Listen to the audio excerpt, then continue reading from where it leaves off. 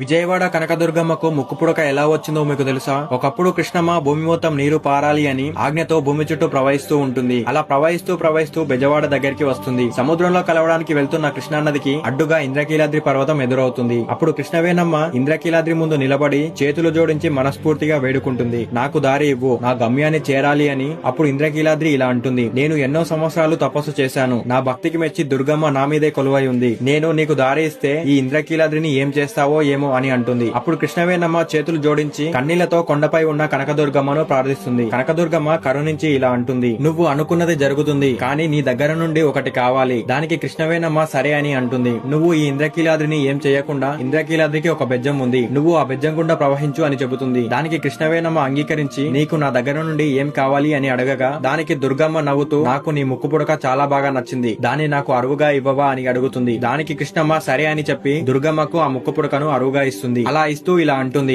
ఈ కలియుగం అంతమయ్యే సమయంలో నేను కొండ మీదకి ఎగిసి నా ముక్కు పుడకను తీసుకుంటానని చెప్పి ఇంద్రకీలాదికి ఉన్న బెజ్జం గుండా ప్రవహించి సముద్రంలో కలిసిపోతుంది. అప్పటి నుండి ఆ బెజ్జంవాడగా పిలువబడిన ప్రదేశం ఇప్పుడు బెజవాడ విజయవాడగా మారింది. ఎప్పుడైతే కృష్ణానది నీరు దుర్గమ్మ ముక్కు పుడకను తాకుతాయో అప్పుడు కలియుగం అంతమవుతుందని పెద్దల నమ్మకం. మీకు ఈ వీడియో నచ్చినట్లయితే జై కనకదుర్గమ్మ అని కామెంట్ చేయండి.